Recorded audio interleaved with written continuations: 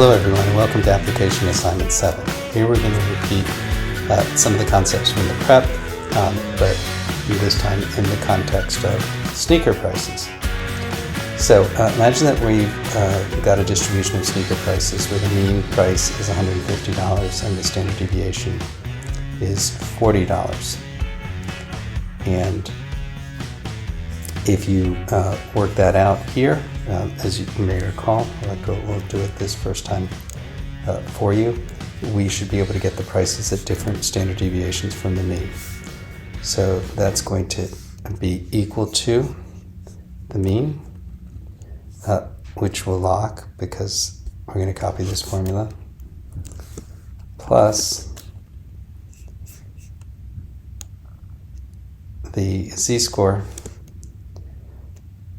times the standard deviation, which will lock also.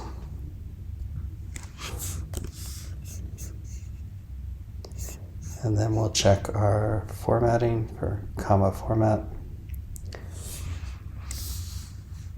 Grade it, looks good, and then we'll copy that along. Okay, great. So there's the mean, $150, and our sneakers range in price from 30 on the low end to 3 standard deviations under the mean, 270 at the high end. And then you can see that within 1 standard deviation of the mean, it's like 110 to 190, which represents 68% of all sneaker sales. But let's go ahead and do everything in terms of X. We'll make it a little bit harder where we have things that don't fall right on the standard deviation line, so we actually have to do the calculation. So the first one, so we want, we'll start with this one, the 180, and what we're after is the percent less than or equal to X, which we get right off of the tab. And that's going to be the norm.distribution function, so equals norm.dist X, which is the 180, mean, and the standard deviation, and then true for the cumulative distribution. Then we will format that comma format. Sorry, not comma format, percentage format, because it's a percent, right? Percentage format, 1 decimal place. And then grade it, and it looks good. So basically this is saying that 77.3% of sneakers sold in this distribution sold for $180 or less. And so you're going to go through on each of these and employ the concepts that you learned in the prep.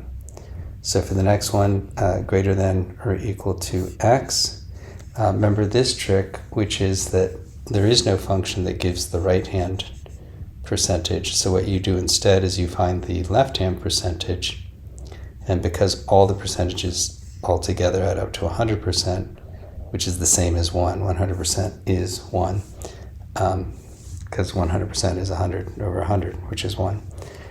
So then you just take 1 minus the bit that you find over here, and that will give you the percentage to the right. For the percentage in the tails, for the left-hand piece, we use a straight-up norm.dist, but for the right-hand piece, we have to use the trick that we just saw over here, the 1 minus norm.dist, to get the right-hand piece, and then you add them together. So it's the longest formula probably of all. It's because it's equals norm.dist with all those arguments plus 1 minus norm.dist with its set of arguments. The percentage between x's, we end up subtracting the large value minus the small value, and so we're putting the large value on top. There's a large one, there's a small one. And so norm.dist of large minus norm.dist of small. For this one, for find x given a percentage, remember this is different. Normally we're trying to find the percentage, but now we're actually trying to find x because we already know the percentage. So if we know this percentage, what would the value of x be? And so we use norm.inverse because it's the inverse of norm.dist, since we're looking for x rather than having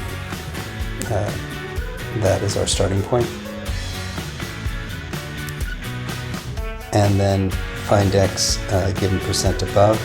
Here we have to do another very similar trick, but this time the subtraction is actually going to take place inside the parentheses. We subtract this percentage here from 1 inside the norm.inverse formula, so that we end up finding the